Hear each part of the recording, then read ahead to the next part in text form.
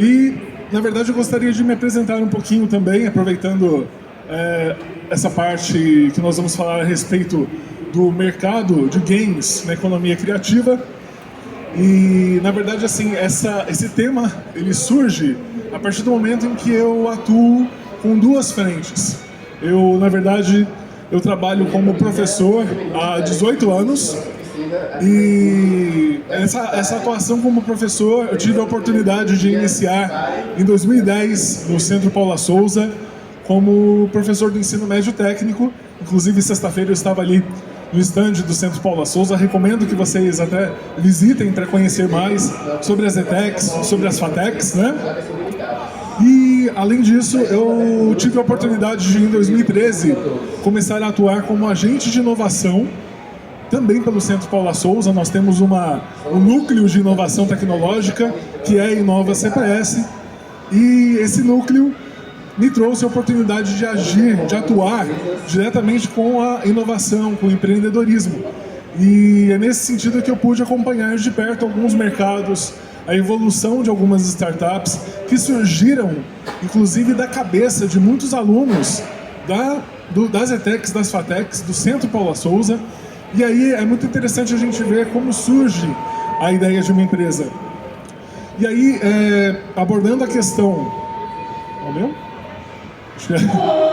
Achei que era o meu que estava dando microfonia.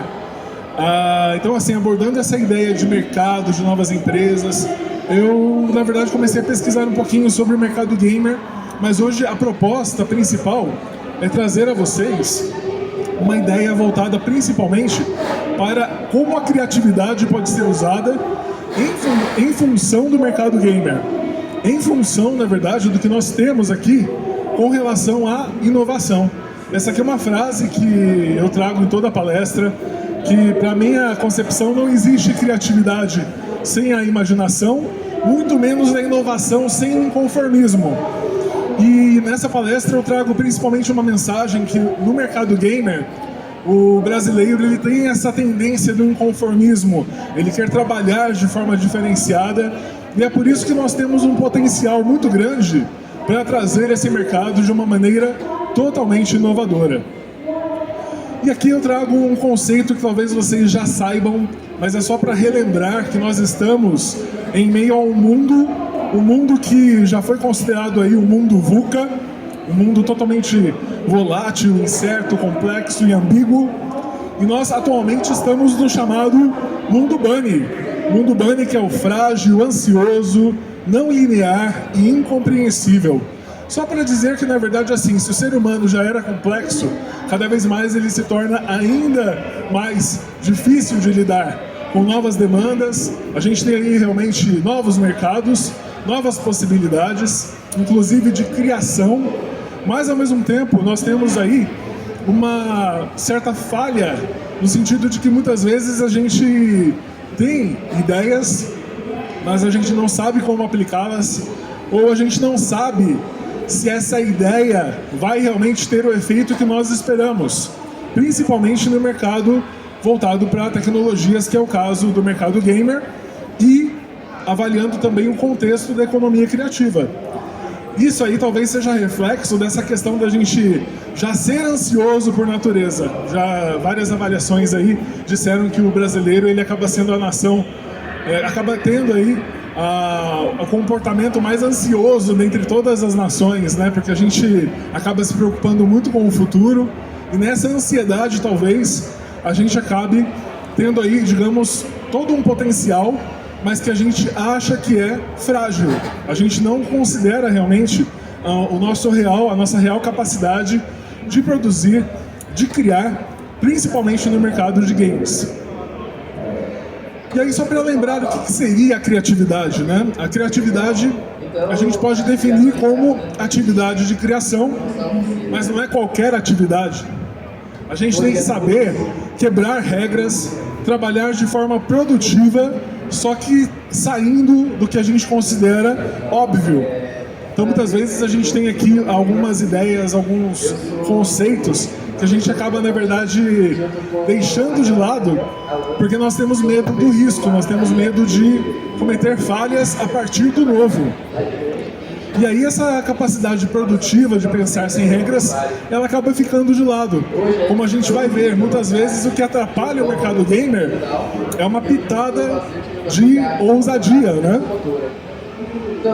E também nós temos a questão da inovação. A inovação nada mais é do que você agir para criar uma nova ideia. Então toda vez que você tem uma nova ideia, você está trabalhando em prol da inovação.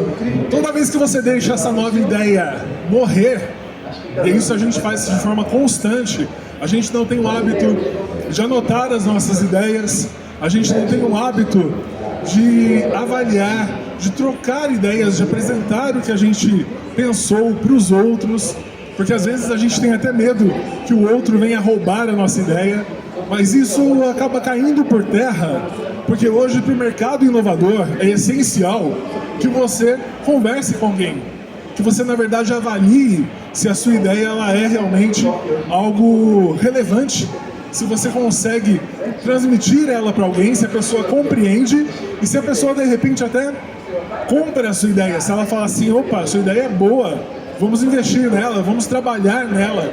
Isso faz parte da inovação. Tanto a inovação disruptiva, radical, que é aquela inovação inédita, como também a inovação incremental, que é aquela que trabalha com a mentoria, com a melhoria das questões, das ideias, dos processos, dos produtos. E muitas vezes a ideia aqui é que a gente tenha assim uma mentoria para trabalhar essa inovação, tanto do ponto de vista inédito quanto do ponto de vista de uma pequena adaptação. Às vezes um detalhe que você muda, você consegue trabalhar um produto, uma ideia de forma totalmente nova, de forma totalmente inovadora. E aí que a gente entra com a questão da economia criativa. A economia criativa no Brasil, gente, tem um potencial enorme, porque basicamente o que nós tratamos a respeito da economia criativa? Nada mais é do que você ter produtos, serviços, todos aqueles que vão, de certa forma, ser aí trabalhados a partir do processo criativo. E se o brasileiro é considerado uma das nações, se não a nação mais criativa de todo o mundo, nós temos um potencial para a economia criativa que é enorme. Então a ideia é que dentro do setor econômico nós possamos trabalhar com essa noção de bens, serviços, produtos totalmente voltados para as necessidades, para a inovação da sociedade e que tenha, digamos, a origem 100% baseada na capacidade criativa das pessoas. Então, o aspecto principal da economia criativa qual é? É você trabalhar a criatividade humana em prol da produção. Ou você atender uma necessidade com base naquilo que você tem de mais criativo. Então, os empreendimentos todos que fazem parte da economia criativa, eles vão ajudar as pessoas a partir do momento que eles trazem ideias novas, coisas novas. E as indústrias culturais são os ramos de atuação da economia criativa. Então, por exemplo, quando a gente fala de economia criativa, nós podemos trabalhar com todas essas áreas. E eu queria destacar, na verdade, a área voltada para as novas mídias. É claro que nós temos aqui as expressões culturais tradicionais, que envolvem, por exemplo, o artesanato, produtos típicos da região, serviços criativos como, por exemplo, arquitetura, decoração, sítios culturais que envolvem a parte do turismo, artes visuais que envolve principalmente a parte de arte, de escultura, de pintura, audiovisual que envolve cinema, que envolve televisão, envolve a parte de produção realmente, audiovisual de uma maneira geral, documentários. A parte do design também é bem interessante, porque o design envolve o quê? Design de produto, design voltado para as novas tecnologias também, além da publicidade e da mídia impressa que já é conhecida, que é a famosa propaganda, a famosa área que trabalha com os anúncios publicitários. E aí quando a gente... eu estava esquecendo também das artes dramáticas, que são aí o teatro, a dublagem também entra, das artes dramáticas. E nas novas mídias nós temos os aplicativos, nós temos tudo que é baseado nas novas tecnologias, incluindo a produção de games. E quando a gente fala a respeito da produção de games, por que ela tem uma área específica, né? Porque o mercado gamer, ele é específico. Vocês já pararam para pensar que talvez a gente tenha o nosso mundo gamer como sendo a 11ª arte? Lembrando que o cinema é a 7ª, aí a gente vai ter histórias em quadrinhos, aí a gente vai ter outras áreas, a arte imersiva, depois a gente vai para o mundo gamer. Mas o mundo gamer, ele também envolve uma área artística, porque hoje ele envolve a criação de enredos, hoje envolve a parte artística no sentido do design, e envolve também essa questão da concepção voltada para a capacidade de você interagir com a história que está sendo contada. Então essa interação é o que faz, na verdade, um jogo se tornar tão assim, poderoso. O game é um produto cultural muito poderoso, principalmente por conta da interação que ele promove. Você pode, de certa forma, você pode se identificar com um personagem de um filme, mas não será tão forte quanto a identificação que você pode ter com um personagem de um jogo. E aí, só pra gente... Eu vou entrar nessa parte do enredo dos games, mas antes eu queria trazer alguns dados de mercado. É claro que tem que ter alguns gráficos pra gente fazer a comparação, e eu queria, na verdade, mencionar que aqui eu trouxe direto da fonte, eu trouxe direto da publicação, da pesquisa feita pela Abra Games, Associação Brasileira de Games, porque eles têm um material muito interessante e até do ponto de vista gráfico, eu gostei, então eu falei assim, bom, vou levar e vou mencionar a fonte. A fonte é a Abra Games, uma pesquisa feita em 2022 sobre a área de games, o mercado de games, como ele está trabalhando a questão de faturamento, a questão de produção. E eu achei muito interessante saber que nós ocupamos a 10ª posição no mundo em termos de produção. Nós temos aí o mercado de games no valor de 2,3 bilhões de dólares.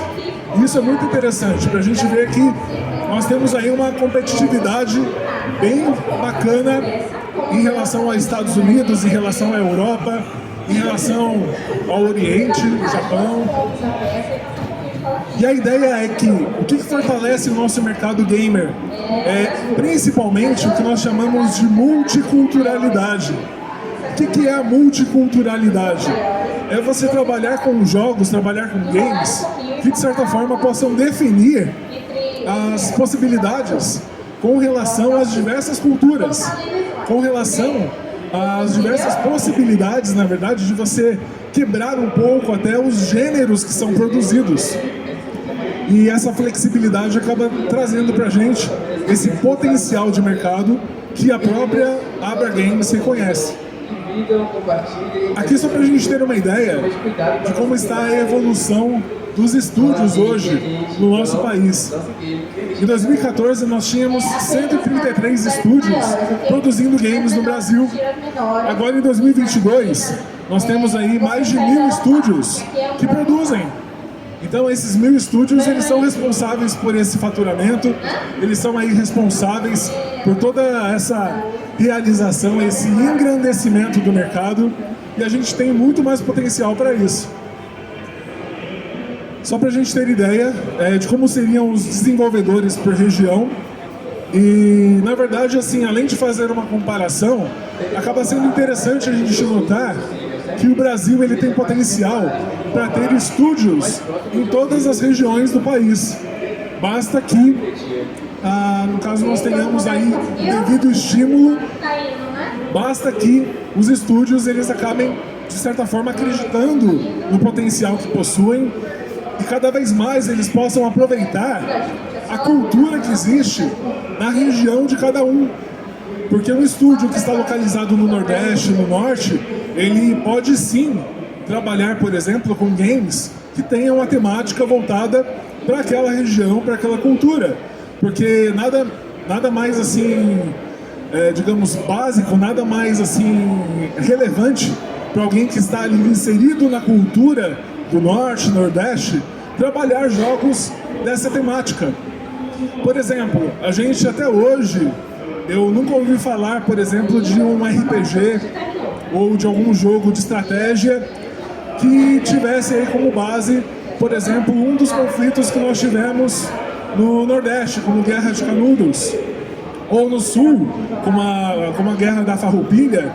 Então, assim, temáticas brasileiras podem ser trabalhadas em função dos jogos e em função também da educação, principalmente porque eu acredito no potencial dos jogos para trabalhar essa questão do aprendizado.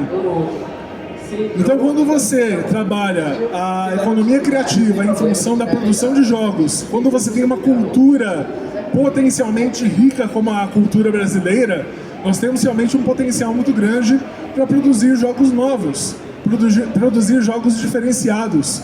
Até na nossa literatura, a gente tem muitas vezes a matéria-prima para poder produzir alguns jogos que seriam interessantes.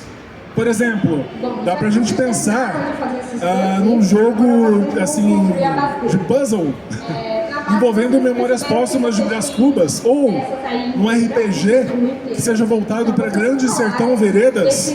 Então existem diversas possibilidades. Se você pega só a parte da literatura brasileira, tem muita fonte, tem muita informação para a gente trabalhar com os jogos. E aí, só uma comparação dos mercados que nós temos. Nós estamos inseridos na América Latina, então para vocês terem uma ideia, que hoje nós temos um mercado produtor e consumidor que acaba sendo muito relevante, principalmente do ponto de vista da economia criativa que nós estamos trabalhando. E quais são os pontos principais para a gente continuar desenvolvendo a economia criativa do ponto de vista dos games? A primeira ideia é para ser profissional. Em que sentido?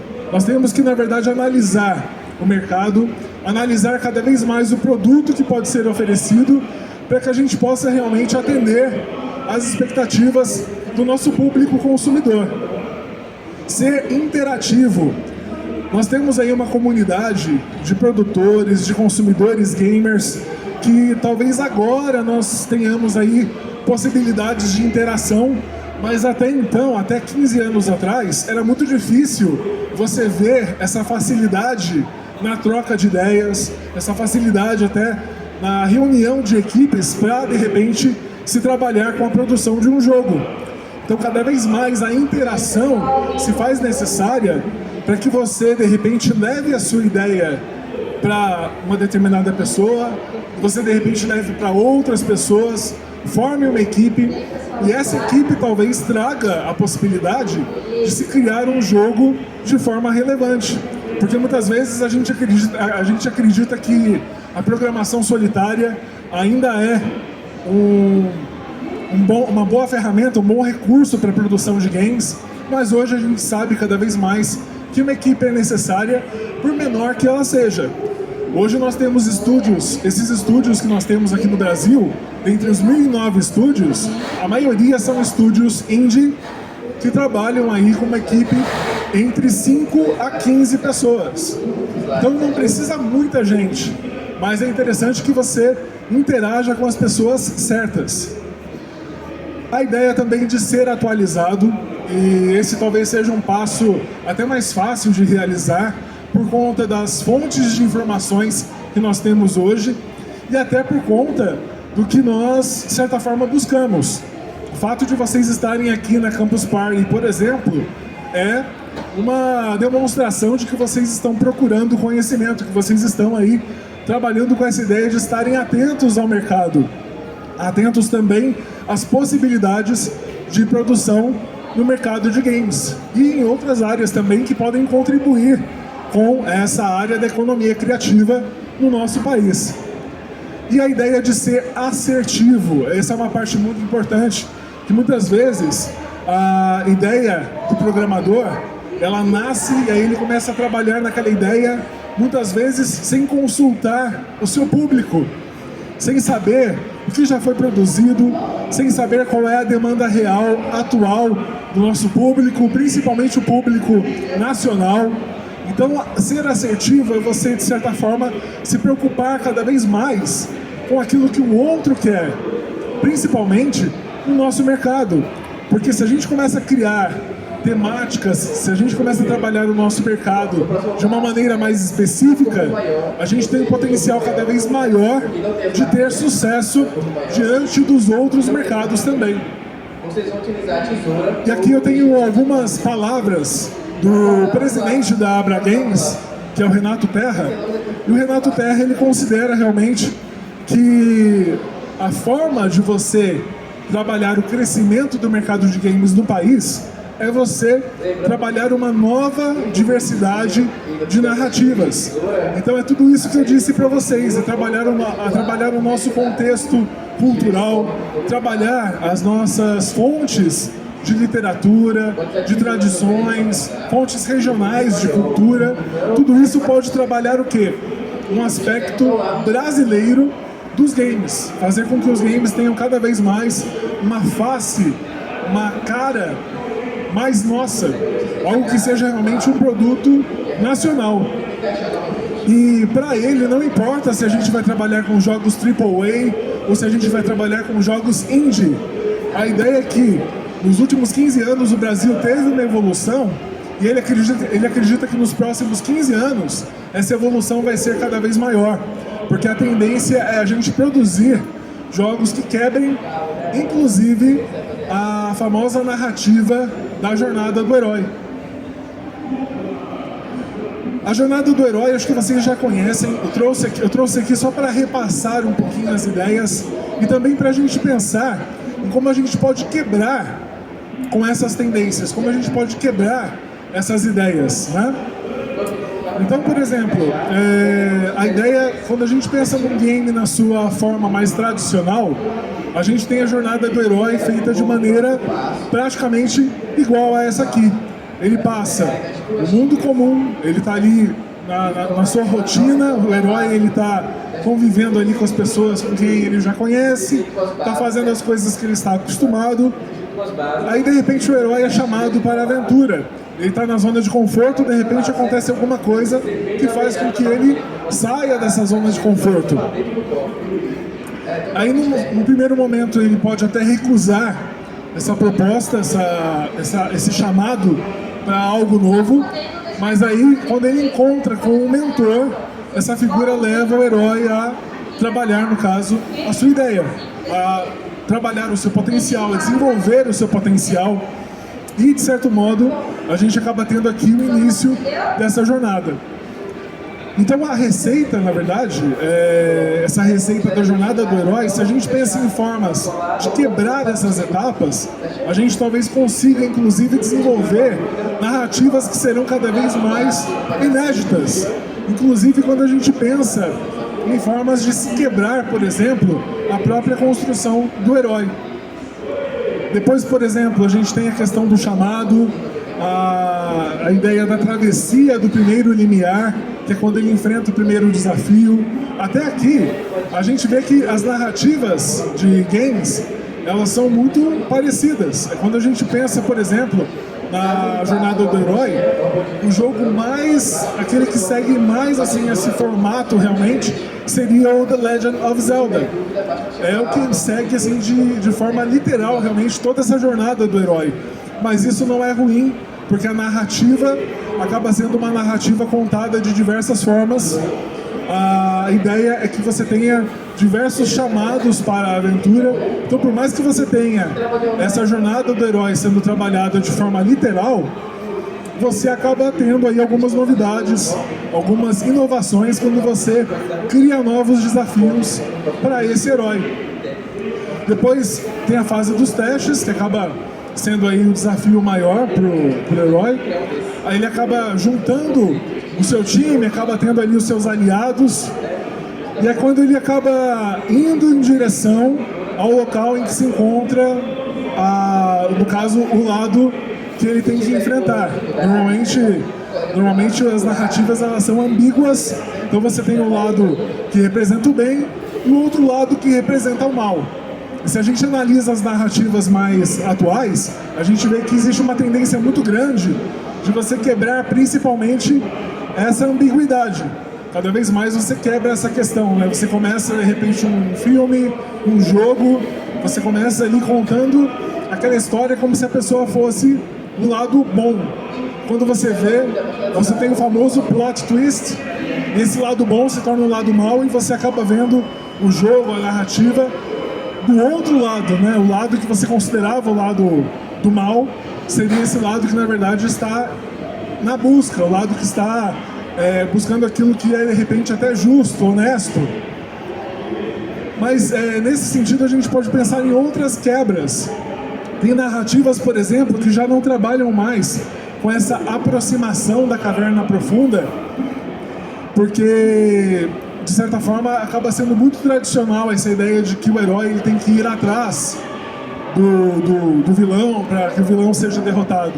Muitas vezes o vilão ele aparece entre os aliados, então existe muito disso, dessas possibilidades com relação aos enredos desenvolvidos. A aprovação máxima, que acaba sendo o maior desafio, que é quando o herói realmente ele prova que pode ser considerado apto para a aventura. Depois vem a recompensa, o caminho de volta, a ressurreição, que é a última prova, na qual ele realmente acaba tendo aí a sua façanha final, e é quando ele derrota de vez, ou quando ele derrota pelo menos naquele contexto a figura que representa o lado mal, a vilania, e aí vem o retorno, esse retorno final que é chamado retorno com o Elixir.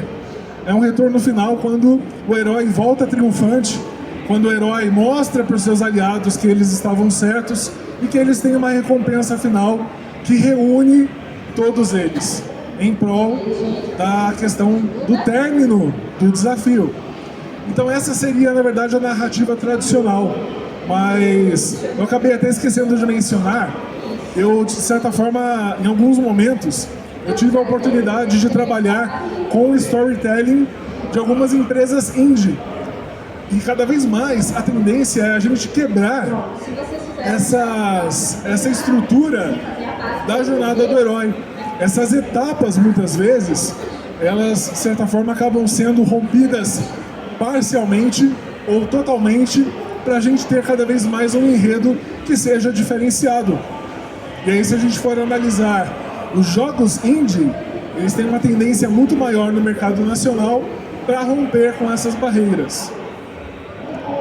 E aí, na verdade, eu vou citar aqui um exemplo, de forma geral, de uma possibilidade que foi criada, que eu acho bem interessante, a respeito da criação de games, que é o Dreams. Independente da plataforma, o Dreams ele traz essa proposta de que o jogador ele trabalhe, no caso, o desenvolvimento do jogo conforme a sua capacidade criativa, conforme o que ele quiser criar, em termos de enredo, em termos de personagem, em termos de narrativa, em termos da jornada do herói, se ele vai seguir literalmente ou se ele vai quebrar padrões. E isso acaba sendo bem interessante para a gente pensar na forma pela qual a gente pode sim trabalhar a indústria de games de uma maneira totalmente inovadora, totalmente inédita. E aí que eu trago inclusive alguns conceitos, eu trago aqui alguns conceitos voltados para o desenvolvimento criativo do ser humano. Porque não dá pra gente pensar, na verdade, no desenvolvimento dos enredos dos games, se a gente não pensar em formas de se trabalhar o pensamento criativo. Então a primeira ideia é o pensamento lateral, que é um conceito desenvolvido na década de 60 pelo Edward de Bono. E o Edward de Bono ele traz essa possibilidade da gente analisar um problema e diante desse problema você encontrar uma solução e a partir dessa solução você já pensar em diversas formas pelas quais essa solução pode ser desenvolvida. Então você não pensa em um único caminho para desenvolver aquela solução. Você já pensa em vários caminhos, porque se o primeiro caminho não der certo, o segundo já é uma tentativa para você dar continuidade àquela ideia, àquela solução.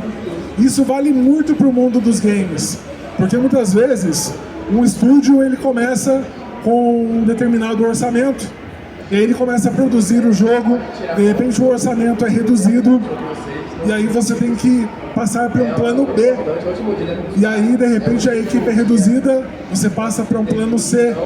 A equipe que está lá, ela decide mudar a história, aí você passa para um plano D, e assim por diante. Então é dessa forma que o pensamento lateral acaba sendo desenvolvido. De certa forma o brasileiro ele tem, olha só que interessante, o brasileiro ele já tem uma tendência a trabalhar o pensamento lateral, porque nós temos uma ferramenta muito relevante em qualquer que seja a nossa produção cultural, que é o improviso.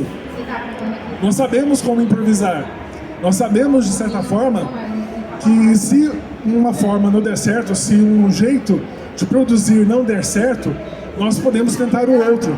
Nós não temos esse receio em tentar novos caminhos, a não ser que a gente tenha algo muito grave, algo muito crítico nos ameaçando naquele momento.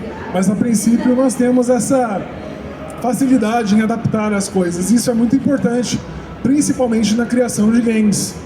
Então o pensamento lateral seria um conceito que a gente pode usar para lembrar na hora de produzir um game, principalmente do ponto de vista do enredo, principalmente do ponto de vista da produção em si. E aí a gente tem também um esquema que é chamado de Design Thinking. Aqui eu trouxe para vocês só a dinâmica do processo de construção do que seria uma abordagem. É uma abordagem que envolve a equipe de forma que a gente trabalhe com a empatia, com a colaboração e com a experimentação. Em que sentido que a gente trabalha isso? Lembra que eu falei que para a gente trabalhar com a economia criativa, a gente tem que ser assertivo, a gente tem que estar atento às necessidades do nosso público? A gente consegue isso com o apoio, por exemplo, de uma abordagem como essa do Design Thinking. Porque o Design Thinking ele traz essa possibilidade de você trabalhar com empatia, com colaboração e com experimentação. Então é você ter a empatia de analisar o seu público, entender o que o seu público quer, escolher qual é o melhor caminho para você produzir o seu game, para você fazer a sua ideia se tornar um jogo criativo, um jogo que vá trazer algo novo para a indústria, para os consumidores. Aí você começa o processo de criação, e nesse processo de criação você tem que avaliar todas as possibilidades de criação, de desenvolvimento, de orçamento, e nessa hora que a equipe realmente vê o processo de colaboração, se um está disposto a colaborar com o outro nessa ideia, nesse processo.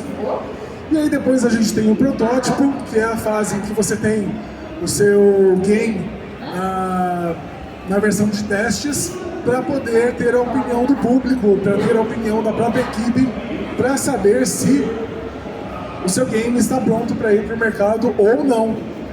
Então é isso que acaba sendo interessante, é você ter a possibilidade de experimentar as versões, de você de repente produzir um jogo, achar que ele está pronto e na verdade você trabalha o teste com o seu público e verifica junto dele que podem ter outras coisas, que você pode trabalhar com outros detalhes, que você pode desenvolver uma outra narrativa a partir da expectativa desse público que fez o teste com você. E essa abordagem toda, essa dinâmica toda, é importante a gente destacar que ela pode ser realizada como um ciclo. Então, se não deu certo, você volta, ou você volta para a fase de criação, ou você volta até para a fase de entendimento para saber realmente qual é a demanda do seu público. E aí a gente tem duas faces da dinâmica, né? Assim, vocês repararam que a dinâmica de produção ela faz um vai e vem.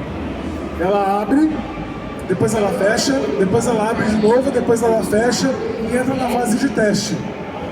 Quando a dinâmica de criação ela abre, quer dizer que as pessoas intuitivas estão atuando na criação de um jogo. E a pessoa intuitiva é aquela que trabalha de forma totalmente criativa, né? Tem aquele meme do Bob Esponja lá do arco-íris. É aquela pessoa que vê um leque de opções, aquela pessoa que está sempre ali otimista com relação às ideias, às possibilidades. Ela acha que tudo pode ser realizado. Já a pessoa que fecha o processo, a pessoa que faz com que o processo seja convergente, é aquela pessoa que será analítica. A pessoa analítica ela tem uma visão mais restrita da realidade, mas é ela que faz com que as coisas reais aconteçam. As possibilidades de produção de um game só acontecem porque a gente tem a combinação de pessoas intuitivas e analíticas. A pessoa intuitiva ela está sempre otimista, vem com várias ideias, enquanto que a pessoa analítica vai ajudar a definir qual é a ideia realmente importante naquele contexto, aquilo que é realmente importante naquela situação de criação. E uma coisa que a gente tem que pensar também, gente, dentro do mercado gamer, dentro de qualquer mercado que trabalhe com a produção criativa, a gente não pode esquecer que o nosso cérebro tem uma tendência a ser preguiçoso. Ele sempre vai querer economizar energia, ele sempre vai querer ir pelo caminho mais fácil. E isso acontece principalmente quando a gente está produzindo um enredo que é totalmente inovador. Um enredo que quebra padrões, ele exige, na verdade, um pouco de audácia, ele exige realmente uma dose de coragem para que a gente realmente não tenha essa tendência a cair na preguiça. Porque normalmente a equipe, quando ela vê que o jogo está praticamente fechado, ela tem uma tendência maior a querer fechar a história o mais rápido possível, trabalhar as partes técnicas e lançar o teste para o seu público para poder lançar o quanto antes no mercado. Mas isso acaba muitas vezes, de certa forma, você acelera o produto, você faz com que ele seja lançado, você satisfaz a expectativa do público consumidor, mas muitas vezes você tem falhas no enredo, na história do game, que podem mais tarde causar um certo, assim, uma certa, não digo rejeição, mas quando a gente fala que o game, que o jogo não envelhece bem, é porque a história dele, de certa forma, vai ficando ultrapassada. Ou alguns elementos que poderiam ser ali relevantes para tornar a história inovadora, eles não foram inseridos. E se fossem inseridos, a gente teria um jogo que seria, de repente, muito mais rico para o público consumidor. E eu sei que vocês muitas vezes ouviram falar de narrativas que são narrativas superficiais, tanto em games, quanto em séries, quanto filmes. Aliás, quantas séries a gente não acompanhava aí por várias temporadas, chega na temporada final e o pessoal encerra de qualquer jeito. Isso por quê? Porque a gente tem uma tendência a optar por aquilo que é mais rápido, aquilo que é mais conveniente e aquilo que, de certa forma, vai trazer ali um resultado mínimo, né? Um resultado satisfatório. Mas a gente não pode esquecer que, trabalhando com a economia criativa, a gente tem que sempre buscar a superação da expectativa do nosso público consumidor. Porque, de certa forma, a gente está trabalhando com um produto. E hoje todo produto tem que superar as expectativas do público. Principalmente um produto que é um produto criativo como o game. E aí a gente não pode se esquecer de que nós temos a tendência também de sabotar a nossa criatividade. Alguém aqui já elaborou um enredo para um game? Alguém que já pensou? Ah, maravilha! Achei que ninguém ia levantar a mão, mas que bom! Então, alguém que vocês já pensaram em mais de um enredo? Já tiveram ideias para várias histórias? E qual dessas histórias vocês conseguiram transformar pelo menos numa versão de testes de um game? Vocês conseguiram programar de repente uma fase? Você conseguiu programar mais de uma fase com essa história? Conseguiu programar o jogo todo? Chegou a versão final? Maravilha. Não tem problema, essa parte do prazo aí. O prazo, como a gente está no mercado brasileiro, a gente tem o nosso jogo de cintura, a gente consegue dar um jeito, né? Mas fora essa questão da deadline, o importante é isso, é a gente, na verdade, pensar em quantas ideias nós já tivemos, quantas delas já se tornaram realidade. Porque muitas vezes a própria pessoa que trabalha com storytelling, que é o meu caso, eu já trabalhei aí com storytelling com alguns estúdios, o pessoal que trabalha com desenvolvimento, com programação, com a parte artística, todos eles, na verdade, têm expectativas, todos eles têm a sua expectativa sobre o produto. Então essas expectativas, elas têm que ser alinhadas e a gente, na verdade, tem que pensar numa forma das ideias se tornarem realidade. Porque, gente, pensa bem, de repente não seria interessante que a gente tivesse, pelo menos, realizado todos os enredos, todas as histórias que nós já imaginamos algum dia? Não seria legal ter, pelo menos, uma versão de um jogo, nem que fosse um protótipo inicial? Não seria bacana? Porque você, pelo menos, teria algo para apresentar para um estúdio hoje e, quem sabe, esse estúdio abraçaria a sua ideia por conta da criatividade que você teve. Então o que acontece, na verdade, é que a gente acaba boicotando, sabotando a nossa própria criatividade. A gente acha que a nossa ideia nunca é boa o suficiente, a gente acredita que aquela ideia nunca vai se tornar um jogo de verdade, mas vamos pensar em um jogo que é inovador até hoje, um jogo que, digamos, envelheceu bem. E eu, assim, o primeiro jogo que eu lembro é o Shadow of Colossus.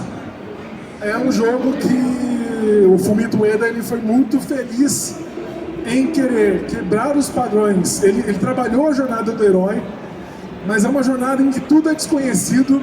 Você não sabe o que motiva o herói de verdade, você não sabe qual é o vilão de verdade, você só sabe que ele tem uma certa missão. A missão dele é desafiar a si mesmo para enfrentar aqueles que são os seus objetos de conquista, né? Então ele vai atrás de cada colosso, de cada boss, né? Para poder obter ali um pouco da essência que ele busca, ou algo do tipo. A gente fica imaginando, né, o que aconteceu, o que realmente aquela narrativa quer dizer até hoje. Só que ela é assim, ela instiga, mas ao mesmo tempo ela estimula a gente a pensar no que pode ser criado. Porque quando a gente tem esse enredo que quebra padrões, a gente acaba vendo que dá para fazer um jogo que vai ser considerado por muito tempo criativo. Agora imagina em si o Ueda-san, se ele não tivesse arriscado, se ele de repente pensasse assim: ah não, deixa esse enredo pra lá, o primeiro jogo já não foi muito bom, né? Já não foi muito bem recebido, então o segundo eu deixo arquivado, eu deixo de lado. É isso que acontece, na verdade a gente não teria um game considerado clássico, principalmente do ponto de vista narrativo. E essa narração, essa história, esse enredo, ele tem muito dessa audácia. E se ele não tivesse arriscado, com certeza a gente teria perdido um exemplo de como nós podemos inovar, ainda assim trabalhando a narrativa da forma tradicional, com o herói, com desafios a serem percorridos, com a mudança, com a transformação do herói, por mais que não seja uma transformação muito convencional, principalmente para quem já zerou o jogo, sabe do que eu estou falando, né? Que a transformação dele não é uma transformação assim que a gente espera que um herói vá ter, mas essa é a ideia que vale em termos de criatividade. Então a mensagem que eu deixo é: não deixe a sua criatividade ser sabotada. A gente não tem a criatividade bloqueada, a gente simplesmente, no processo criativo, a gente vai lá e trava tudo. A gente trava o nosso processo criativo porque a gente não acredita no nosso potencial. E a sabotagem é uma palavra que vem do francês, sabotage. Sabotage era o ato que os operários faziam, porque os operários europeus usavam o famoso tamanco holandês. Tamanco holandês em francês significa, a palavra em francês para o tamanco holandês era sabote.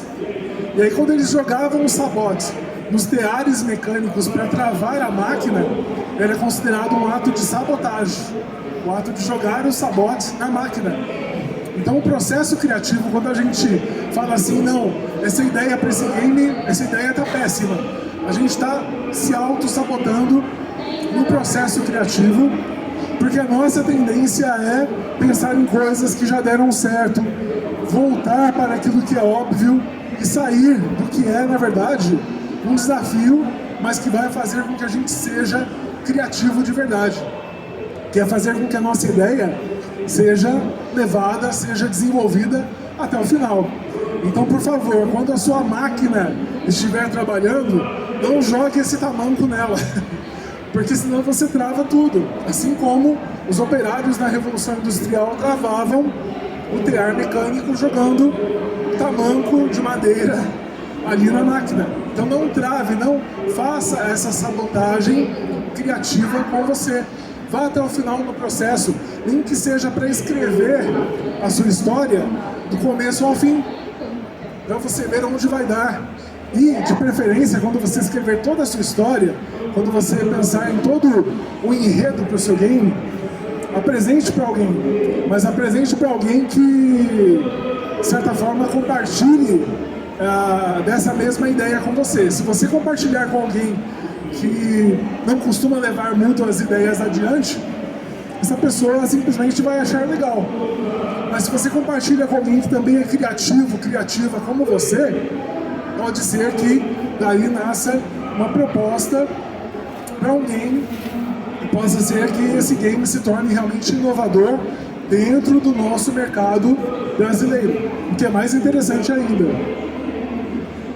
E aqui eu deixo uma mensagem final, que para que a gente seja realmente criativo, para que a gente trabalhe as nossas histórias, o nosso enredo dentro da criação de games, para que a gente tenha cada vez mais o nosso mercado nacional de games se destacando ali nas mídias sociais, se destacando na economia criativa. O que eu deixo para vocês de mensagem é que para a gente ser criativo, a gente precisa ter coragem. A coragem de aprender com os erros. Se você escreveu um roteiro e tentou programar, não deu certo, aprenda com o erro e siga em frente. Isso vale para qualquer momento da sua vida. Principalmente quando você depois tiver o jogo pronto e tiver que apresentar para o seu público, tiver que apresentar para o mercado, tiver que apresentar de repente para um estúdio maior, para você ter o apoio deles na finalização ou na produção da sua ideia. Coragem para a gente não se sabotar, eu já falei disso agora mesmo, a ideia de você não se sabotar no processo criativo. Coragem para gerar conexões, cada vez mais a gente tem que trabalhar de forma colaborativa para as nossas ideias darem certo. Coragem de ser vulnerável, não é de primeira que a gente vai ter aí a nossa ideia totalmente realizada, efetivada. Então a gente tem que ter a coragem de falar assim, não, eu sou vulnerável, pode ser que a minha ideia não dê certo, mas nessa hora eu vou usar o pensamento lateral, vou usar o improviso, o jogo de cintura, para poder então trabalhar essa ideia de uma maneira diferente, contornar esse obstáculo para dar continuidade ao meu processo. E a coragem de ser imperfeito. Pode ser que o meu jogo, no final, na hora que estiver lá na mão do meu público consumidor, pode ser que não seja considerado 100%. Mas um jogo, para ser considerado revolucionário, assim como qualquer obra criativa, não precisa ser perfeito. E na verdade, se a gente for analisar nenhuma obra criativa é perfeita. Tem gente que gosta, tem gente que não gosta. O importante é ela ser realizada, é ela ser efetivada, apresentada ao público como uma nova oportunidade, como uma nova alternativa. E nesse sentido é que a gente fica com esse convite, com essa ideia de trabalhar essa coragem para que a gente possa ir adiante não só no mercado de games, mas também em qualquer área do empreendedorismo e da inovação. Gente, eu queria agradecer a presença de vocês, agradecer a atenção, agradecer o apoio da equipe aqui da Campus Party e eu deixo aqui o convite para vocês me seguirem no Instagram, inclusive porque tem uma postagem, vocês vão ver uma postagem lá do Insta, com essa foto aqui, essa foto verde, brilhante. Se vocês comentarem lá, eu quero, nos comentários, eu posso enviar para vocês um e-book falando a respeito do pensamento criativo e dessa questão do storytelling. É uma cortesia para quem esteve aqui acompanhando a minha palestra e também para vocês conhecerem um pouquinho mais a respeito do meu trabalho e do meu perfil no Instagram também. Tá joia? Agradeço mais uma vez a presença, a atenção e fico à disposição se vocês tiverem alguma pergunta, que eu acho que a gente tem uns 5 minutinhos ainda. Mas muito obrigado. Palmas.